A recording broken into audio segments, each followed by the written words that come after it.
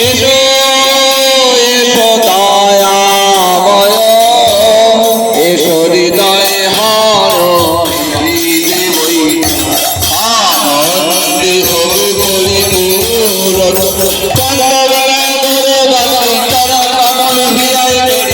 তব কথা পান করে মানব দেহ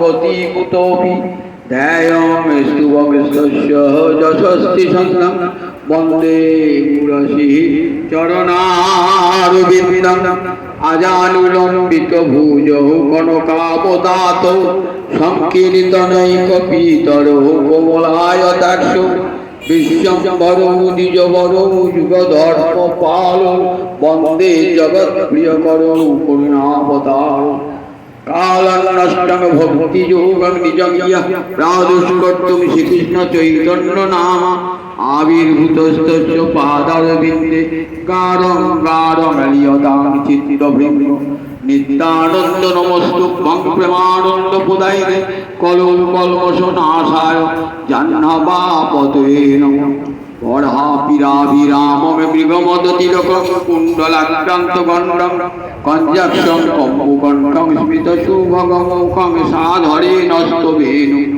श्यामं शान्तं त्रिभङ्गं रविकरवसनं भूषितं वैजयन्तं वन्दे वृन्दावनस्थं युवतिशतप्रीतं ब्रह्मगोपालवेशं महाभावस्वरूपादं कृष्णप्रिया वयसि प्रेम भक्ति प्रदे देवी राधिके तंग नमामः वृंदावै तुलसी देवै प्रिया वै केशवस्य च कृष्ण भक्ति प्रदे देवी सत्यवत्यै नमो नमः वाञ्छाकल्पतरुभ्यश्च कृपा सिन्धुभ्यैव च पतितानां पावनेभ्यो वैष्णवेभ्यो नमो नमः तुलसी काननं यत्र यत्र पद्मवनानि च पुराण पठनं यत्र तत्र सन्निहितो हरि जय रूप सनातन भट्ट रघुनाथ श्रीजीव गोपाल भट्ट दास रघुनाथ এই ছয় গোসাইয়ের করি চরণ বন্দন যাহা হইতে বিঘ্ননাশী অভীষ্ট গুণ नारायण नमस्कृत्य नरं चैव नरोत्तमं देवीं सरस्वतीं व्यासं ततो जयं उदीरये नमो धर्माय महते नमो कृष्णाय वेदसे ब्राह्मणेभ्यो नमस्कृत्य धर्मान् मोक्षे सनातनं वन्देऽहं श्रीगुरो श्रीयुतपदकमलं श्रीगुरून् वैष्णवांश्च श्रीरूपं साग्रजातं सहगण रघुनाथान्वितं तं सजीवं सद्वैतं सावधूतं परिजन सहितं श्रीकृष्ण चैतन्य देवं श्रीराधा कृष्ण पादान् सहगण ललिता श्रीविशाखान्वितांश्च गुरवे गौरचन्द्राय राधिका वै तदालये कृष्णाय कृष्णभक्ताय तद्भक्ताय नमो नमः दिनादो मुरारे निषादो मुरारे दिनार्थे मुरारे निशार्थे मुरारी दिनान्ते मुरारे निशान्ते मुरारे तमे कगतीर्ण अनार्पित चरिं चिराते करुणयापतीर्ण कलौ समर्पयतु मुन्नत उज्ज्वल रसांगे स्वभक्ति श्रियं हरिपुरट सुंदर दुति कदम्ब सन्दीपित तदा हृदय कंदरे स्फुरतु वसति नंदन अद्वैत प्रकटीकृत नरहरिपृष्ठ स्वरूप प्रिय नित्यानंद सक सनातन गति शिरूपहित केतन लक्ष्मी प्राणपति गदाधर रसोल्लासी जगन्नाथ भू सांगोपांग सपार्षद सदयतांग देवशचि नंदन संसार सिंधु तरणे हृदय यदि स्यात् संकीर्तनामृत रसे रमते मनश्चेत् प्रेमाम्बुधौ विहरणे यदि चित्तवृत्ति चैतन्य चंद्र चरणे शरणांग प्रयातु হরে কৃষ্ণ কৃষ্ণ কৃষ্ণ হরে হরে হরে রাম রাম রাম হরে হরে নিগম কল্পতরুর গলিতং ফলং সুকমুখাদি অমৃত দ্রব সংযুতং পিবত ভাগবতং রসমালয়ং মুহুরহো রসিকা ভুবি ভাবুকা নিত্যানন্দ সহিত গো রাঙ্গ জয় জয় শুনিলে চৈতন্য কথা ভক্তি লভ্য হয় নিদাই গৌরী সিদ্ধানা প্রেমানন্দে একবারে হরি হরি বল নিদাই গৌরী সিদ্ধানা প্রেমানন্দে একবার হরি হরি বল নিতাই গৌরী সীতানাথ প্রেমানন্দে একবার হরি হরি বল হইয়াছেন হবেন আমার মহাপ্রভুর যত দাস সবার চরণ বন্দি দন্তে করি ঘাস ভজ শ্রী কৃষ্ণ চৈতন্য প্রভু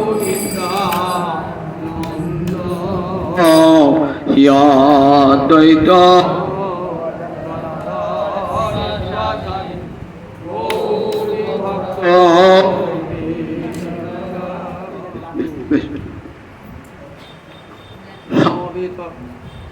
সমাগত ভক্তবৃন্দের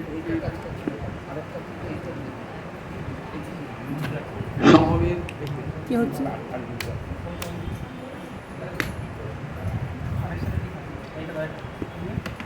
হ্যালো সমবেত ভক্তবৃন্দের চরণে আমার কোটি কোটি দণ্ডবত প্রণিপাত। আজ এক পরম পুণ্য তিথিতে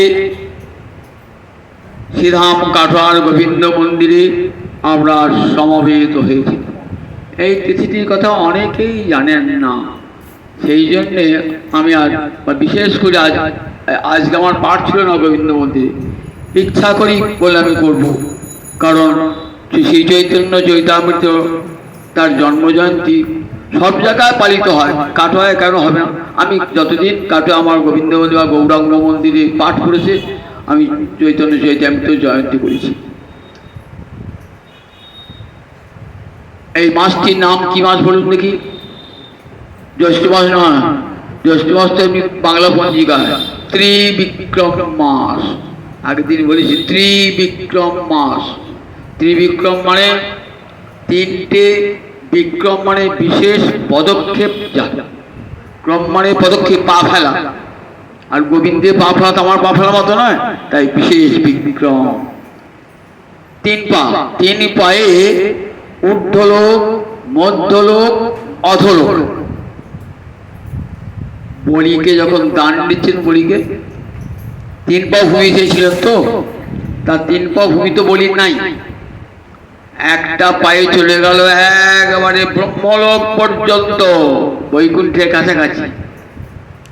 আর একটা লোক চরণ চলে গেল পাতালের সর্বশেষ সীমান্ত, 14 ভুবন হয়ে গেল। পেটটি এত বিস্তার করলেন, উদরটি গোটা অন্তরিক্ষ জুড়ে গেল। এবার নাভি দেশ থেকে তৃতীয় চরণ বহির্গত হলো। কোথায় রাখবো বলি? বলি বলছে মাথা পেতে দিলাম হে, তোমার চরণে শিরে ধরিব বলে মাথা পেতে দিলাম হে। ওই কমলা বন্দিত চরণ আমার মাথায় দাও হে প্রভু। বলি মাথা পেতে দিলেন ওই গোবিন্দ চরণ ধারণ করবার জন্য। ঋগ্বেদে একটা সূক্ত আছে, তার নাম বিষ্ণু সূক্ত। সেই বিষ্ণু সূক্তে ঋষিরা বলছেন ইদং বিষ্ণু বিচক্রমে ত্রেধা নিধদে পদম সমুরম অশ্ব পাংশুরি। যে সূত্র থেকে আমরা বলি ওম বিষ্ণু তৎ বিষ্ণু পরম পরম, সেই সূত্রেটি মনে বলা আছে ইদং বিষ্ণু বিচক্রমী। এই যে গোটা বিশ্ব দেখছেন না, মানে বিষ্ণুর পদবিক্ষেপ। তিন পা ভূমিতে এই অনন্ত কোটি ব্রহ্মাণ্ডকে জুড়ে দিয়েছেন তিন পা ভূমিতে। অনন্ত কোটি ব্রহ্মাণ্ড সমূলম অশ্ব পাংশুরে, তার চরণ ধুলি মাখা এই অনন্ত কোটি ব্রহ্মাণ্ড, সেই চরণে দণ্ডবত প্রণতি জানায়। দণ্ডী কবি, দণ্ডী সংস্কৃত সাহিত্যের একজন বড় কবি। দশকুমার চরিত্রের প্রথমেই দণ্ডী গোবিন্দের চরণ দণ্ডের বন্দনা করেছেন। ছাতার যেমন দণ্ড থাকে, উপরে ছাতা থাকে আর দণ্ড থাকে, বলছেন দেখো ওহে বিশ্বের মানুষ, যদি আশ্রয় রোদ জলে হাত থেকে বৃষ্টি বিপদ থেকে রক্ষা পেতে ছাতা ধরি তো, তা দেখো সংসারে কত বিপদ আপদ আসবে, তো দেখো এই গোবিন্দের চরণকে অবলম্বন করে দাঁড়াও, গোবিন্দ সব রক্ষা কর, সবাইকে রক্ষা কর। যেমন করে একদিন পাহাড় মাথায় ধরে ব্রজবাসীকে রক্ষা করেছিলেন। আজ এই সুন্দর জ্যৈষ্ঠ মাসের কৃষ্ণপক্ষের পঞ্চমী তিথি, কৃষ্ণপক্ষের জ্যৈষ্ঠ মাসের কৃষ্ণপক্ষের পঞ্চমী তিথিটি চৈতন্য চরিতামৃতের আবির্ভাব ঘটিয়েছিল। গ্রন্থকারী রচনা করতে 7 থেকে 10 বৎসর লেগেছিল।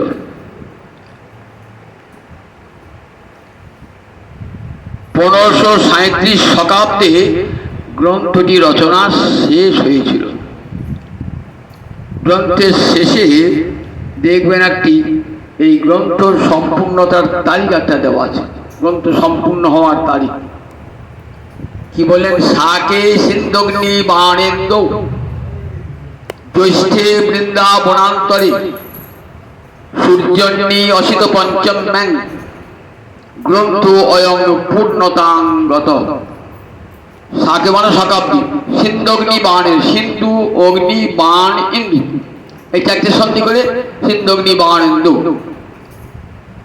অঙ্কানাং বামত গতি, বাঁ দিক থেকে ধরতে হয়। ইন্দু মানে এক চাঁদ, একে চন্দ্র।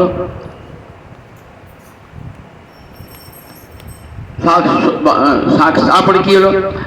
একে চন্দ্র, এক নম্বর হলো। শাকে সিন্ধগ্নি বাণেন্দু, 5 পঞ্চবান। তারপরে অগ্নি বললেন, 3 প্রকার অগ্নি, 3 আর সপ্ত সমুদ্র সিন্ধু। তাহলে 1537 শতাব্দে এই গ্রন্থ রচনা শেষ হয়েছিল জ্যৈষ্ঠ মাসে বৃন্দাবনের প্রান্ত, মানে বৃন্দাবনের ভিতরে। সূর্যে অন্নি মানে রবিবারে, অসিত পঞ্চম মানে কৃষ্ণপক্ষের পঞ্চমী তিথিতে জ্যৈষ্ঠ মাসে রবিবারে এই গ্রন্থ রচনা শেষ হয়েছিল। তাহলে 1537 শতাব্দের সঙ্গে 78 বছর যোগ দিলে 1615 খ্রিস্টাব্দে এই গ্রন্থ রচনা শেষ হয়েছে। এই গ্রন্থ রচনার একটা বড় ইতিহাস আছে। আগে কবিরাজ গোস্বামীর জীবনীটা সংক্ষেপে আপনাদের শোনায়। কবিরাজ গোস্বামী পাদ চৈতন্য চরিতামৃত বিশ্বের মাঝে ছড়িয়ে দিলেন। ছড়িয়ে দিয়ে বলছেন, শ্রোতাং শ্রোতাং নিত্যং গীয়তাং গীয়তাং মুদা চিন্ততাং চিন্ততাং ভক্তাস চৈতন্য চরিতামৃতম। শ্রোতাং শ্রোতাং নিত্যং, প্রতিদিন বসে বসে শ্রবণ করুন আপনারা। গীয়তাং গীয়তাং মুদা, মুদা মানে আনন্দে, পরম আনন্দে গান করুন চৈতন্য চরিতামৃতের পয়ারগুলিকে। চিন্ততাং চিন্ততাং ভক্তা চৈতন্য চরিতামৃতম, আর প্রতিদিন অন্তরে চিন্তা করুন চৈতন্যের লীলা।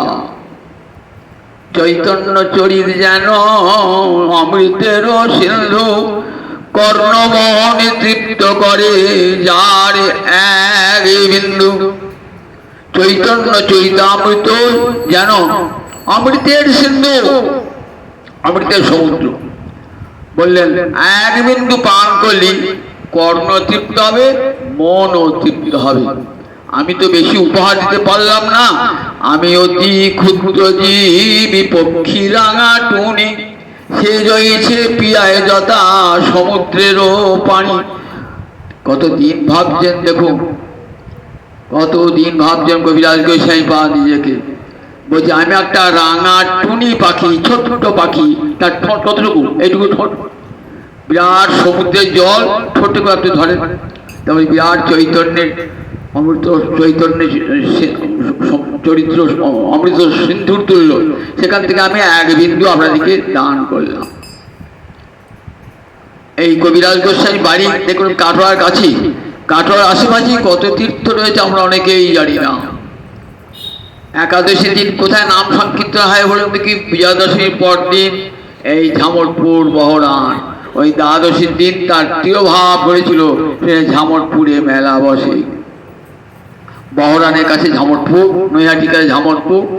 এই ঝামরপুরে বৈদ্য বংশে অর্থাৎ কবিরাজ বৈদ্য শ্রেণী ব্রাহ্মণে পরি বৈদ্য, সেই বৈদ্য বংশে বৈদ্যরা চিকিৎসক, এই বংশে জন্ম হয়েছিল কবিরাজ গোস্বামী। পিতার নাম ছিল ভগীরথ, মায়ের নাম ছিল সুনন্দা। পিতার নাম ভগীরথ, মায়ের নাম সুনন্দা, বাড়ি ঝামরপুর। কবে যে জন্মেছিলেন এ সম্বন্ধে কোথাও কোনো প্রমাণ পাওয়া যায় না। যে প্রমাণগুলো পাওয়া যায় সেগুলো কোনোটাই ঐতিহাসিক সমর্থনযোগ্য নয়। তবে মোটামুটি আমরা আন্দাজ করতে পারি মহাপ্রভু 48 বছর প্রকট ছিলেন, 1486-তে আবির্ভাব, আর তার সঙ্গে 38 বছর যোগ করুন, তাহলে হবে 1533 কি 34 মহাপ্রভু প্রকট। এরই একটু আগে কিংবা একটু পরে কবিরাজ গোস্বামীর আবির্ভাব, কারণ তিনি গৌরহরির দর্শনও পান নাই, নিতাই চাঁদের দর্শনও পান নাই, অদ্বৈত প্রভুরও দর্শন পান নাই, পেলে তার উল্লেখ থাকত। কাজে বোঝা যায় ওই সময়ের কিছু আগে বা কিছু পরে কবিরাজ গোস্বামী পাদ জন্মগ্রহণ করার কিছুদিন পরেই তার পিতার মৃত্যু হয়। যখন 6 বছর বয়স, কবিরাজ গোস্বামীর একটা ভাই ছিল শ্যামদাস, যখন 6 বছর বয়স তখন ছেলের ভাইয়ের বয়স 4 বছর, পিতার মৃত্যু হল। বিধবা জননী দুটি অপগণ্ডকে নিয়ে কি করবে, সংসারে ভেসে বেড়াচ্ছে।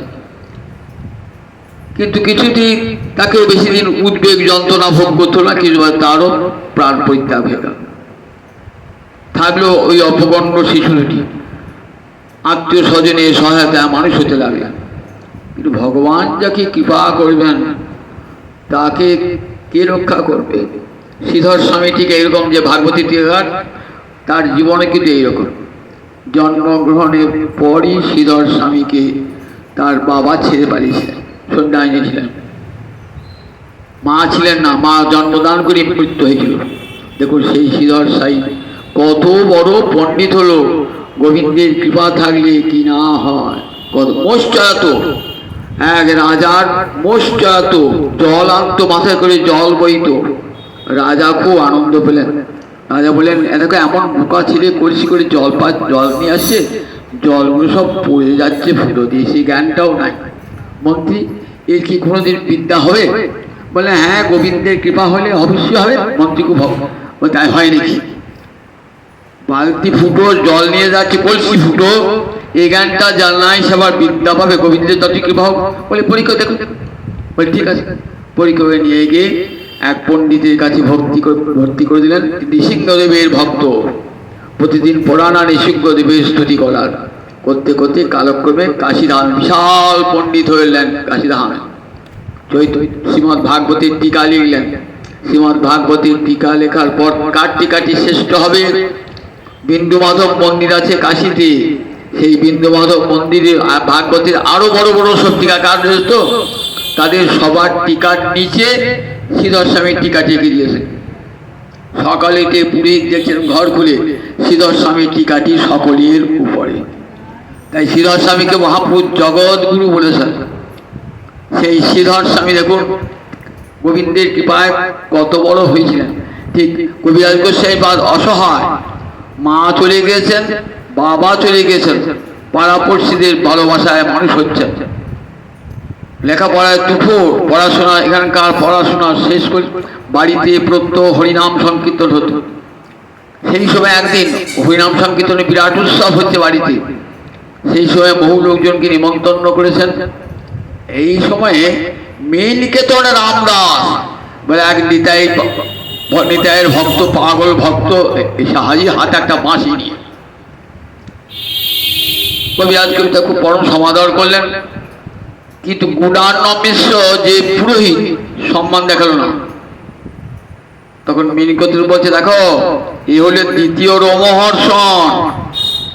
যখন নৈমিষারণ্যে পাঠ হচ্ছিল না, রোমহর্ষণ উগ্রসভা ঋষি সুত গোস্বামী পিতা পাঠ করছিলেন। বলরাম গিয়েছেন কুরুক্ষেত্র যুদ্ধের পূর্বেতে, সবাই উঠে দাঁড়ালেন, কিন্তু বলরাম কিন্তু ওই রোমহর্ষণ ঋষি উঠে দাঁড়ালেন না, একটা কুশ নিক্ষেপ করলেন। তখন ওই রোমহর্ষণ ঋষির ধর আর মুন্ড পৃথক হয়ে গেল। ঋষিরা হায় হায় করতে লাগলেন। তখন বলে, বাঁচিয়ে দেবো? না, বাঁচাতে হবে না। তাহলে বলে কি করতে হবে? তাহলে ভারতবর্ষে যত তীর্থ আছে আপনাকে প্রায়শ্চিত্ত করতে হবে, তীর্থান করতে হবে। তথাস্তু। আর কি করতে হবে বলো? এর কোনো সন্তান আছে? বলে হ্যাঁ, সন্তান আছে। তাহলে আমি আশীর্বাদ করেছি, এই পিতা যেমন করে পাঠ করতেন তেমনি করে এই সন্তান পাঠ করবে, তোমাদের মনোহরণ করবে, তোমাদের চিত্ত তোষণ করবে, এবং বিদ্যান হবে, দীর্ঘায়ু হবে, এবং হরিভক্তি পরায়ণ হবে। আশীর্বাদ করা। পরবর্তীকালে এই সুত গোস্বামী পাদ নৈমিষারণ্যে 60,000 ঋষির সভায় হরিকথা শুনিয়েছে। পিতা চলে গেল। গুণার্ণ মিশ্র সম্মান লাগতো, গুণার্ণ মিশ্র কিছু বললেন না। এই মিলকে তো রামদাস নিতাই বলে এমন ডাকতেন না, এমন সবারই হৃদয় বলে যেত। নিতাই বলে এমন ডাকতি কত না। নিতাই পাগল, হাতে একটা বাঁশি থাকতো, কেউ প্রণাম করলে বাঁশি দিয়ে চাপড় মারত, আবার কারো ঘাড়ে উঠে পড়ত। কবিরাজ গোস্বামী ভাই শ্যামা দাস, তার সঙ্গে একদিন তর্ক লাগলো ওই উৎসবের সময়। কি তর্ক না? বললেন, আমি গৌরকে মানি কিন্তু নিতাইকে মানি না। বলে, গৌরকে মানো, নিতাইকে মানো না? বলে, জানো, একে মানো অপরে না মানো, তোমার হবে সর্বনাশ। দুই ভাই এক তনু সমান প্রকাশ। দু ভাই দেহ একটাই, দুই ভাই এক তনু সমান প্রকাশ। একে মানো অপরে মানো না, তোমার হবে সর্বনাশ। খুব মনটা খারাপ হলো। বৈষ্ণব তার বাঁশিটা ভেঙে দিয়ে পালালো। বৈষ্ণব চলে গেলেন বাড়ি থেকে।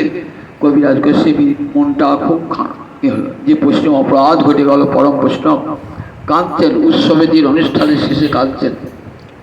রাত্রিবেলা স্বপ্ন দেখছেন নিতাই চাঁদ শিওরে দাঁড়িয়ে এসেছে।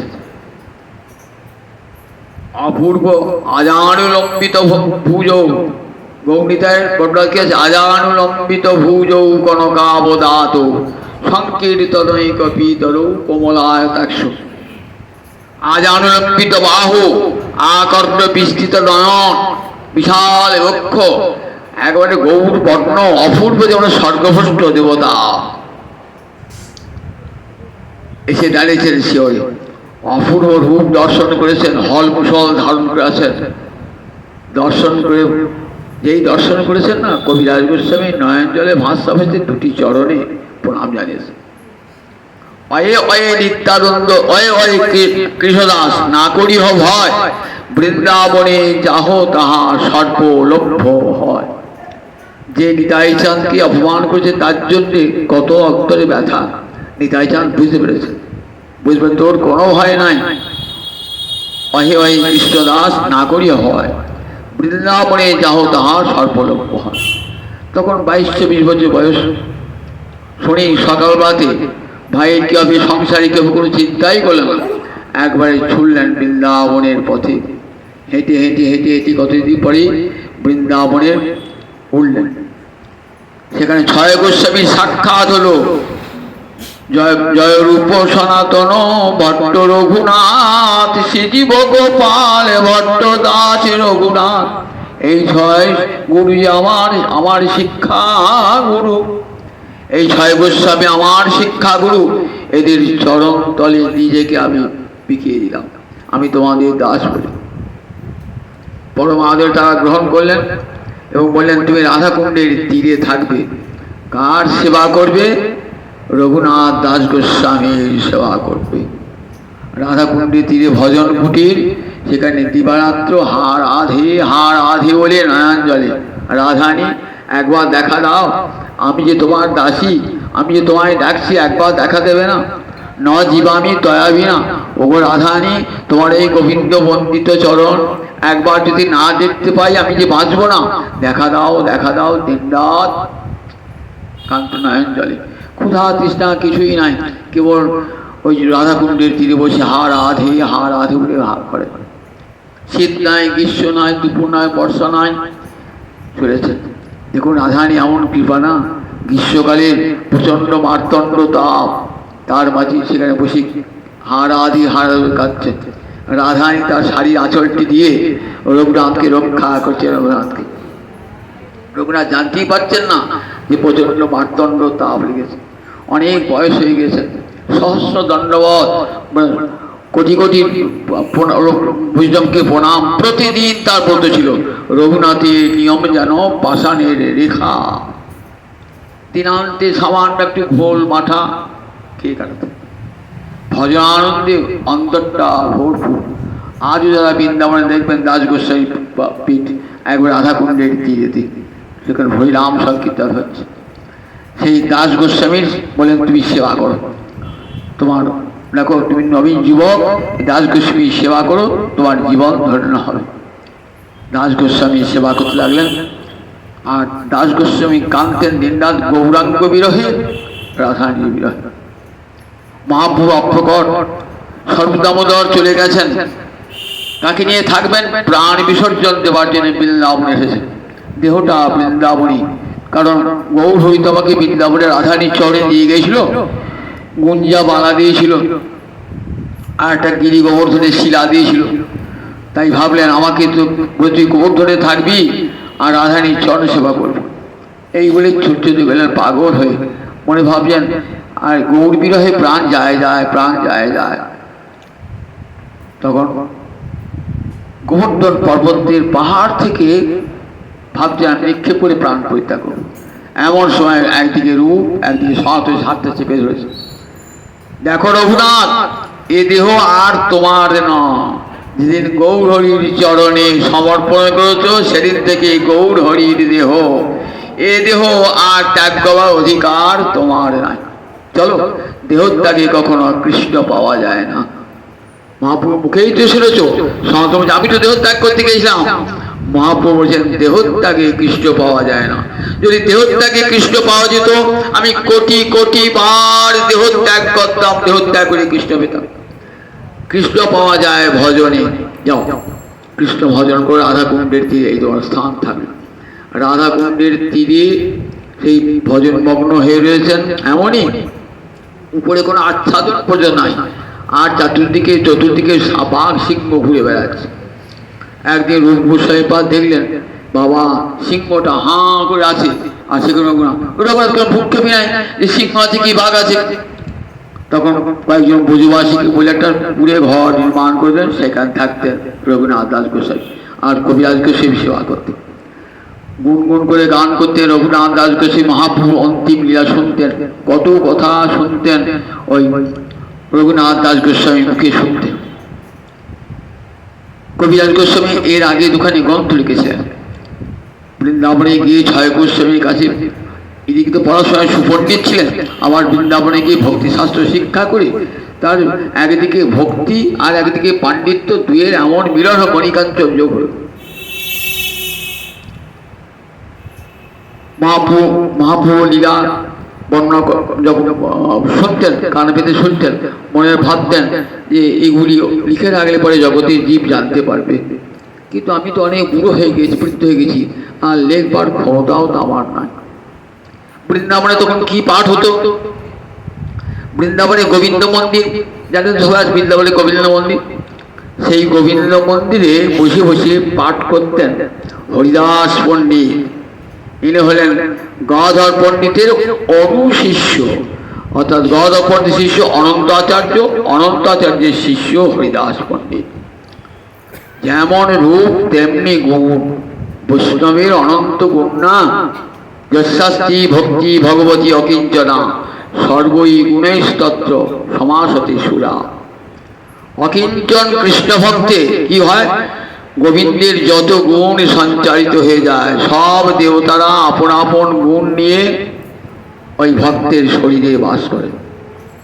তাই কত গুণ তার, প্রতিদিন পাঠ করতেন আর কত সমস্ত বৈষ্ণব শুনতেন বসে বসে মহাপ্রভুর কথা। কার লেখা? বৃন্দাবন দাসের চৈতন্য মঙ্গল। তখন কণ্ঠ রাম চৈতন্য ভাগবত হয় নাই, গ্রন্থের নাম ছিল চৈতন্য মঙ্গল। আরে মূঢ়লোক শোনো চৈতন্য মঙ্গল, যার শোভনে নাশে সর্ব অমঙ্গল। বলে মূঢ়লোক শোনো, দেখো বৃন্দা এমন মনুষ্য রচিত নারী ওইছে গ্রন্থ ধন্য, বৃন্দাবন দাসমুখী বক্তা শ্রী চৈতন্য। দেখেছেন তো মানুষের কত মর্যাদা দান করতে পারে, যে আমি তার চেয়ে ভালো বই লিখছি, এ কথা কোনো জায়গায় বলেন নাই। সবাইকে বলছেন আরে মূঢ় শোনো চৈতন্য মঙ্গল, যার শোভনে নাশে সর্ব অমঙ্গল। চৈতন্য লীলার ব্যাস বৃন্দাবন দাস। কৃষ্ণ লীলার দাস বেদব্যাস হলেন কৃষ্ণদৈবায়ন বেদব্যাস, আর চৈতন্য লীলার ব্যাস হলেন বৃন্দাবন দাস। কত বড় সম্মান দান করে গেছে। কিন্তু ওই চৈতন্য ভাগবত পড়ে দেখবেন যে মহাপ্রভুর অন্তলীলা, যেটি পরম দিব্যন্মাদ লীলা, রাধারানীর ভাবে ভাবিত হয়ে দিবারাত্র কাঞ্চন গম্ভীরায় হা কৃষ্ণ বলে কাঞ্চন। রাধারানী যেমন মাথুর বিরহে বিরহিণী হয়ে বৃন্দাবনের কুঞ্জমন থেকে কেঁদেছিলেন, তেমনি করে আজ গম্ভীরার কুঞ্জে আমার মহাপ্রভুর নয়ন জলে ভাসছে। শেষ যে রহিল প্রভুর দ্বাদশ বৎসর, রাধিকার ভাব চেষ্টা উঠে নিরন্তর। শেষ 12টি বৎসর প্রভু আমার নয়ন জলে ভাসছেন, হা কৃষ্ণ বলে কেঁদে কেঁদে নয়ন জলে।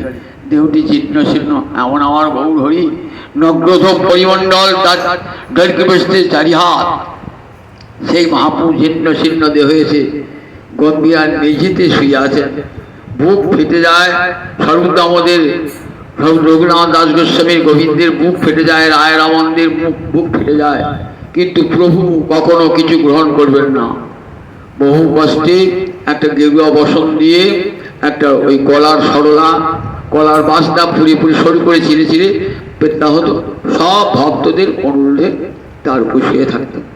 মুখ নয় তো সারা রাত্রি কাঁদছেন, নয়ন জলে ভাসছেন আমার মহাপ্রভু। এই অন্তিম লীলা জানবার জন্যে বৈষ্ণব বৃন্দাবনে বৈষ্ণবদের খুব আগ্রহ, কিন্তু কোথায় পাবেন, কে জানাবেন? তখন নাম ছড়িয়ে পড়েছে কবিরাজ গোস্বামী পাদে। গোবিন্দ লীলামৃত রচনা করেছেন 23টি স্বর্গে। গোবিন্দ লীলামৃত রাধা মাধবের অষ্টকালীন লীলা, নিশান্ত লীলা থেকে আরম্ভ করে একবারে পরের দিন নৈশ লীলা পর্যন্ত, কোন কোন সময়ে কোন কোন রাধা মাধবের কি কি লীলা হচ্ছে, একে বলে অষ্টকালীন লীলা। মঞ্জুরি দেহ প্রাপ্ত হলে এই লীলা অনেক ধ্যান করতে হবে। গোবিন্দ লীলামৃত রচনার সঙ্গে সঙ্গে ওই উত্তর ভারতে তার নাম ছড়িয়ে পড়ে। বিশাল পণ্ডিত রাধা গোবিন্দের লীলা যা বর্ণনা করেছেন। তারপর আর একটি গ্রন্থ দক্ষিণ ভারত থেকে আনা, বিল্লমঙ্গলের কৃষ্ণ কর্ণামৃতম, সেইটা একটা সুন্দর টিকা রচনা করলেন সারঙ্গ রঙ্গদা। সে টিকাটি বলে পণ্ডিত ভক্ত সবাই খুব আনন্দাস্বাদন করলেন, কারণ বিল্লমঙ্গলের সংস্কৃত সবার বোঝবার ক্ষমতা ছিল না। টিকাটি লিখে এত সুন্দর ব্যাখ্যাটি করলেন না, সবাই মত্ত শুনতেন ওই বিল্লমঙ্গলের কৃষ্ণ কর্ণামৃতম টিকা। তাই তখন নামটি চতুর্দিকে ছড়িয়ে পড়েছে। 3 অমৃতে ভাষাই রায় এই 3 ভুবন। নট্ট ঠাকুর 3টি অমৃত। একটি অমৃত কি কি? একটি অমৃত হলো গোবিন্দ লীলামৃত, দ্বিতীয় অমৃত হলো বিল্লমঙ্গলের কৃষ্ণ কর্ণামৃতের সারঙ্গ রঙ্গদার টিকা, আর তৃতীয় অমৃত হলো শ্রী চৈতন্য চরিতামৃত। 3 অমৃতে ভাষাইলা এই 3 মনে রাখবেন। 3 অমৃত বৃন্দাবন আমাদের কবিরাজ গোস্বামী পাদ 3টি অমৃত উপহার দিচ্ছেন জগৎবাসীকে। কি? গোবিন্দ লীলামৃত, বিল্লমঙ্গলে কৃষ্ণ কর্ণামৃতমের সারঙ্গ রঙ্গদার টিকা, আর চৈতন্য চৈতামৃত।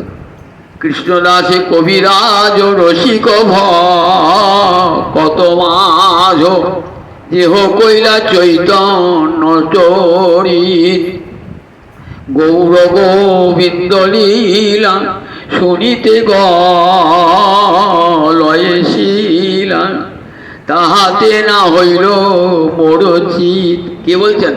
নরোত্তম ঠাকুর। কৃষ্ণদাস কবিরাজ রসিক ভকত যে কইলা চৈতন্য চরিত গৌর গোবিন্দ লীলা শুনিতে গলয়ে লীলা শিলা শুনিতে গলয়ে শিলা। গোবিন্দের লীলা শ্রবণ করে শিলা পাথর পর্যন্ত গলে যায়।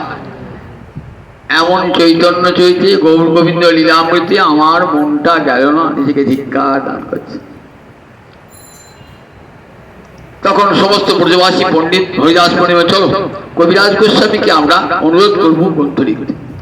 অনেকে ভাবছে অনেকটা তো বয়স হয়েছে, তখন 80-র উপরে বয়স কবিরাজ গোস্বামী। আর অনেক গ্রন্থ লিখেছেন, 3টে গ্রন্থই তার প্রধান। 80-র উপরে বয়স হয়ে গেছে, বলছে হস্তহালে মনোবুদ্ধি নাহি রহে স্থির, না দেখিয়ে নয়নে না শুনে শ্রবণে তবু লিখিয়ে বড় বিস্ময়। চোখে ভালো করে দেখতে পাই না, কানে ভালো করে শুনতে পাই না, ভালো করে পায়ে হাঁটতে পারি না, হাত দুটো সব সময় কাঁপে, পঞ্চরোগের পীড়ায় আবার শরীর আকুল। ঠিক এমন সময় এসেছেন এক কঠিন আজ্ঞা নিয়ে ব্রজবাসী জন, হে গোসাইপাদ তোমাকে লিখতে হবে চৈতন্যের অমৃতময়ী অন্তলীলা। বললেন আমার এই বয়সে কি আর লেখার সামর্থ্য হবে? তবে আপনারা ব্রজবাসী যদি কৃপা শক্তি সঞ্চার করেন তবে একবার চেষ্টা করে দেখতে পারি। আপনাদের আদেশ শিরোধার্য আমি তো অমান্য করতে পারি না। সেই বৈষ্ণবের আজ্ঞা শিরোধার্য করে ভাবলেন কি করে লিখবো গোবিন্দের গৌরী অন্তলীলা, কি করে লিখবো আমি? মনে মনে ভাবছেন। চলে গেলেন কাছেই মদন মোহন মূর্তি। মদন মোহন লিখেছেন তো, যমুনার তীরে মদন মোহনের মূর্তি আছে, সনাতনের সেবিত মদন মোহন। তাসাম আবির্ভূচ্ছৌরি স্বয়মানৌখাম পুজো পীতাম্বর ধরস্বী সাক্ষাৎ মনমত মনমত। ভাগবতে বলছেন মদন অপ্রাকৃত মদন, এই প্রাকৃত মদনের মনকেও মথিত করে দেয়। মদনও ভাবে আমিও যেন ব্রজগোপী হয়ে গোবিন্দের চরণে আত্মসমর্পণ করতে পারি। আমার কি রূপ! মদনের গর্ব খান খান হয়ে গিয়েছিল সেদিন রাসের দিনেতে। তাই অপ্রাকৃত মদন মোহন সেই অপূর্ব রূপ কবিরাজ গোস্বামী প্রতিদিন যেতেন ওই সনাতন গোস্বামী সেবিত মদন মোহন বিগ্রহ দর্শন করতে করতে। অপূর্ব রূপ দর্শন করে না নয়ন ঘোরানো যায় না। সেইখানে গিয়ে বলছে হে মদন মোহন, বৈষ্ণবরা আমাকে কঠিন আজ্ঞা করেছে। এই বুড়ো বয়সে আমি চোখে দেখতে পাই না, কানে শুনতে পাই না, ভালো করে পায়ে চলতে পারি না, হাত কাঁপে, দিবারাত্র রোগে ভুগছি, কি করে লিখবো গৌর হরির অন্তিম লীলা? এই বলে চরণে দণ্ডবাদ প্রণাম জানিয়েছেন। গোসাই দাস পূজারী ছিলেন সেবক। দেখছেন যখন কবিরাজ গোস্বামী নয়ন জলে ভাসতে ভাসতে মদন মোহনের আজ্ঞা চাইছেন না, ওই মদন মোহনের গলা থেকে একটা মালা খসে পড়ল। গোস্বামী দাস পূজারী মালাটা নিয়ে এসে কবিরাজ গোস্বামী গলায় পরিয়ে দিলেন। বললেন আজ্ঞা মালা পেলাম, মদন মোহন আমাকে আজ্ঞা দিল, তুই লিখবি না তো কে লিখবে? তুই লেখ। আমার আশীর্বাদী আমার কৃপায় তোকে শক্তি সঞ্চার করলাম, তুই যা লিখবি তা বিশ্ব বন্দিত হবে, বিশ্ব বন্দিত হবে। বিশ্বের পণ্ডিতেরা চমৎকৃত হয়ে যাবে, বিস্মিত হয়ে যাবে। এত বড় প্রতিভা তোর মধ্যে লুকিয়ে আছে, তার প্রকাশ হবে। ওই মন্দিরে বসে মঙ্গলাচরণ শ্লোক লিখতে আরম্ভ করলেন, ওই মন্দিরে বসে। তারপর ধরুন এতদিন দীর্ঘদিন সময় লেগেছে এই গ্রন্থ রচনা করতে, প্রায় 7 থেকে 10 বছর ধরে গ্রন্থ রচনা করছেন। রচনা করতে করতে পূর্বসূরি চৈতন্য ভাগবতী সব পড়েছিলেন, তাতেও চৈতন্য লীলা অনেক শুনেছিলেন। কবি কর্ণপুরের চৈতন্য চন্দ্রোদয় নাটক, মুরারিগুপ্তের শ্রী চৈতন্য চরিতামৃতম মহাকাব্য, কবি কর্ণপুরী শ্রী চৈতন্য চরিতামৃতম মহাকাব্য, স্বরূপদামোদরের কর্চা, এগুলি সব গ্রন্থগুলি আয়ত্ত করলেন। সেই সঙ্গে রঘুনাথ দাস গোস্বামীর মুখ থেকে অন্তলীলা শ্রবণ এবং রূপ সনাতন এরা যারা গৌরাঙ্গ দর্শন করেছেন তাদের কাছ থেকে গৌরাঙ্গ হরির বিবরণ নিয়ে গ্রন্থ লিখতে শুরু করলেন। বলছেন যেখানে যেখানে বৃন্দাবন দাস লিখেছেন সেখানে উনি আর কলম চালান নাই। বলে তাহলে বৃন্দাবন দাসের অমর্যাদা হবে। যেখানে যেখানে তিনি লেখেন নাই, আমি সামান্য সূত্র ধরেছেন, আমি সেই কানটা একটু বিস্তার করবো মাত্র। আর যে লীলাগুলি বৃন্দাবন দাস উল্লেখ করেছেন সেগুলি আর কবিরাজ গোস্বামীপাদ উল্লেখ করেন না। তিনটে লীলা খণ্ডে, তিনটে খণ্ডে চৈতন্য চরিতামৃত, আদি মধ্য অন্তলীলা, 62 পরিচ্ছেদে। কত ষষ্ঠ শ্লোক, প্রায় 1000-এর উপর ষষ্ঠ শ্লোক আছে। তার মধ্যে কতগুলি প্রায় 100টি শ্লোক তার নিজের রচনা। এটি যারা পড়েছেন চৈতন্য চরিতামৃত তারা অবাক হয়ে যাবেন যে কবিরাজ গোস্বামীর ভিতরে এত জ্ঞান কেমন করে বিরাজ করে। বিদ্যার জাহাজ বললেও বোধহয় হবে না, বিদ্যার জাহাজ বলল। ভারতবর্ষে এমন বৈদিক শাস্ত্র নাই যা তিনি পড়েন নাই। বেদ, রামায়ণ, মহাভারত, তন্ত্রশাস্ত্র, ছন্দ, অলঙ্কার, ব্যাকরণ, সব তার জ্যোতিষশাস্ত্র, সব তার যেন নখদর পড়ে। ভাবলে অবাক হতে হয় যে একটা মানুষের এত বড় পাণ্ডিত্য কেমন করে হয়। চৈতন্য চৈতন্য পড়লে বুঝতে পারবেন যে এমন জগৎ বিখ্যাত আর দ্বিতীয় নয়। কলকাতা বিশ্ববিদ্যালয়ের অধ্যাপক অসিত বন্দ্যোপাধ্যায় বললেন, বিশ্বে যদি 10টা শ্রেষ্ঠ গ্রন্থ থাকে তাহলে চৈতন্য চরিতামৃত একটি, তাদের মধ্যে একটি চৈতন্য চরিতামৃত। এতখানি পড়ে তার মুগ্ধ হয়ে গেছে চৈতন্য চরিতামৃত। চৈতন্য লীলা তো অন্যান্য লীলাগুলো সংক্ষেপে বর্ণনা করলেন। মূল লক্ষ্য কোথায় না, মহাপ্রভুর অন্তিম লীলা, শেষ 18 বছরের যে লীলা, এবং 18 বছরের মধ্যে 6 বৎসর ভারতবর্ষে পরিভ্রমণ করেছেন বিভিন্ন জায়গাতে, আর শেষ 12টি বৎসর গম্ভীরায় চোখের জলে ভেসেছেন। এই লীলাটি জানবার জন্য আগ্রহ ছিল। মধ্য লীলায় লিখছেন যে দেখি থাকে যদি আয়ু শেষ, বিস্তারিব লীলা শেষ। যদি বেঁচে থাকি তাহলে সবটা লিখব। হ্যাঁ, যদি আমার গৌরাঙ্গের কৃপা হয় লিখব। লিখতে ভাবছেন সব বোধহয় লিখতে পারবো না, হয়তো মৃত্যু হয়ে যাবে, সেটা তাড়াতাড়ি কিছু সূত্রাকারে লিখে যায়। আদি লীলা লিখছেন, মধ্য লীলা শুরু করেছেন, তখন লীলার সূত্র লিখে যাচ্ছে। সূত্র যে যদি না লিখতে পারি, যদি ইতিমধ্যে আমার পরমাণু অবসান করে যায়, তাহলে বৈষ্ণবদের আদেশ তো রক্ষিত হবে না।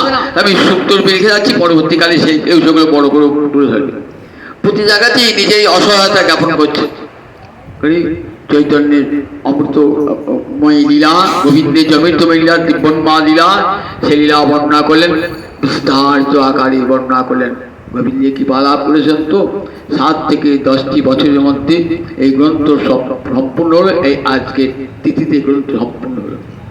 অনেকে বলেন যে যখন আমাদের শ্রীনিবাস আর্য প্রভু, শ্যামানন্দ প্রভু, নর্তম এরা যখন আর্টসে বই আনছেন, তারপরে চৈতন্য চরিতামৃত ওরা ছিল, কিন্তু এটা প্রমাণযোগ্য কোনো ইতিহাস পাওয়া যায় না।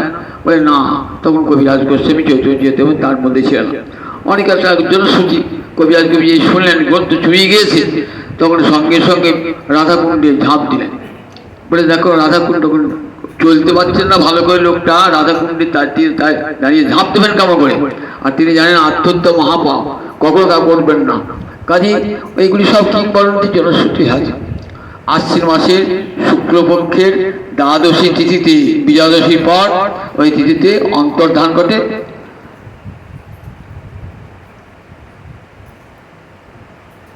ওই তিথিতে সেই জন্য এই গ্রন্থ রচনা করে বিশ্ববাসীকে উপহার দান করলেন, এই 3টি অমৃত দান করলেন। কবিরাজ গোস্বামীর সম্বন্ধে আর কোনো বিস্তার বিবরণ কোনো জায়গায় লিখে যান নাই, কারণ আগেকার দিনের পণ্ডিতেরা চাইতেন কখন নিজে আত্মপ্রচার করতে চাইতেন না, নিজের কোনো নাম ধাম থাকুক, প্রচার হোক, এটা চাইতেন না। নিজের বাবা মার নামটি খুঁজে বার করতে হয়, এছাড়া নিজের জীবনে আর কোনো পরিচয় পাওয়া যায় না। যার শেষ জীবন ওখানেই কাটিয়েছেন। রাধাকুণ্ডের তীরে তার সমাধি আছে, গিয়ে এখনো গেলে সবাই দেখতে পাবে রাধাকুণ্ডের তীরে তার সমাধি রয়েছে। আজ এই শুভ দিনে আর একটু মহান পুরুষের আজকে তিরোভাব করেছিল, রায় রামানন্দ। আপনারা অনেকেই শুনেছেন রায় রামানন্দের কথা। পঞ্চপুত্র সঙ্গে ভজে রায় ভবানন্দ, তিন পুত্র সঙ্গে নাচে সেন শিবানন্দ। এই রায় ভবানন্দের পুত্র ছিলেন রামানন্দ রায়। এই উপাধিকে বুঝতে পারছেন যে বাঙালি ছিলেন এরা, বর্ধমানে বসবাস ছিল, পরবর্তীকালে উড়িষ্যার রাজা নিয়ে যান এবং রায় রামানন্দকে এত তুখোর বুদ্ধিমান এবং বিদ্বান, তাকে একটা রাজ্যে, একটা অঞ্চলে গভর্নর, রাজ্যপাল হিসাবে নিয়োগ করেন। যখন মহাপ্রভু দক্ষিণে যান না, তখন পণ্ডিত সার্বভৌম বললেন, তুমি যখন দক্ষিণে যাচ্ছ তখন দক্ষিণে গোদাবরী তীরে রায় রামানন্দ আছে, তুমি তার সঙ্গে সাক্ষাৎ করবে।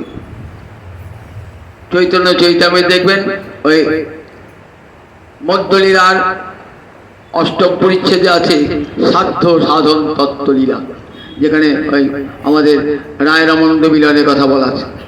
সেখানে রায় রামানন্দ মিলনের কথা বর্ণিত হয়েছে।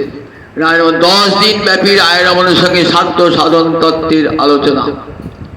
মহাপ্রভুকে দর্শন করি, মহাপ্রভুর কাছে পেয়ে মনে মনে সংকল্প করলেন, আর রাজার চাকরি করব না, আমার বিশ্বের রাজা গৌর হরির সেবা করব। চাকরি বললেন, রাজাকে বললেন, আমি রাজা, আমি আর চাকরি করতে পারছি না, আমাকে চাকরি থেকে রেহাই দেন। বললেন, আমার বেতন চাই না। বললেন, না, তোমার যা বেতন তাই তুমি পাবে, তুমি আমার হয়ে একটি উপকার করো। কি উপকার? না, গৌরহরি যেন আমাকে কৃপা করে, জগতে সবাইকে কৃপা করছেন, আমাকে যেন। বললেন, ঠিক আছে।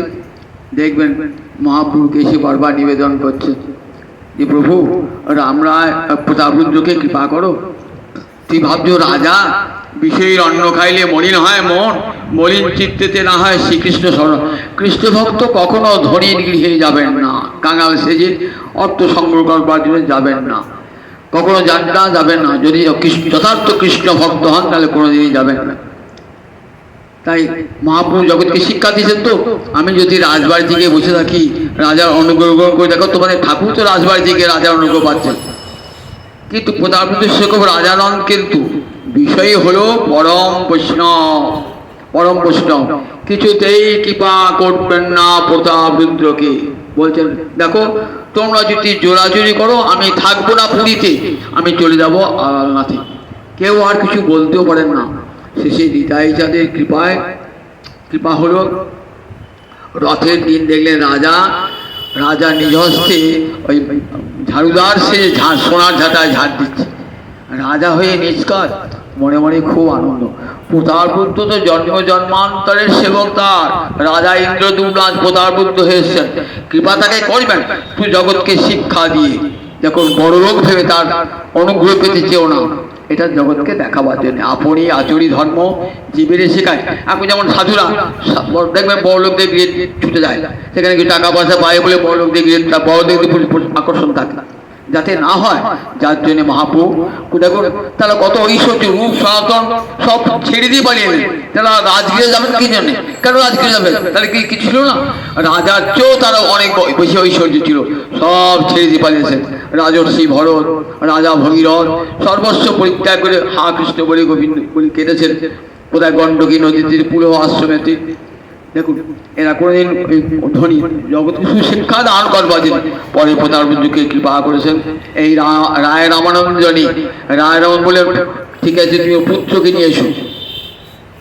পুত্রকে নিয়ে এলেন, একবারে কৃষ্ণ সাজিয়ে পুত্রকে নিলেন, কৃষ্ণকে পুত্রকে আলিঙ্গন করলেন।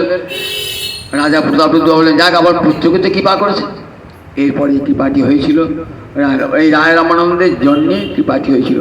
আজ রায় রামানন্দের পঞ্চপুত্র সঙ্গে ভজে রায় ভবানন্দ, তারই পুত্র রায় রামানন্দেরও আজ তিরোভাব তিথি। তাই রায় রামানন্দের চরণ কোটি কোটি প্রণাম জানাই, কৃরাজ কবিরাজের চরণে কোটি কোটি প্রণাম জানাই।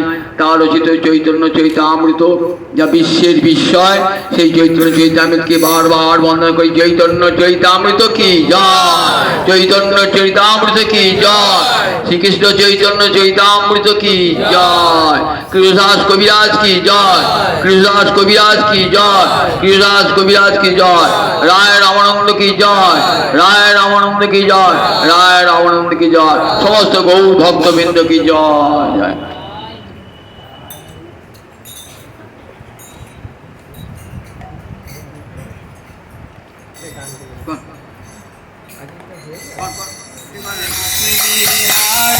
শ্রী গোকুলানন্দ জয় জয় বিহারী, শ্রী গোকুলানন্দ জয় জয় রাসেশ্বরী বিনোদিনী আনুকূল চন্দ্র জয় জয় রাসেশ্বরী বিনোদিনী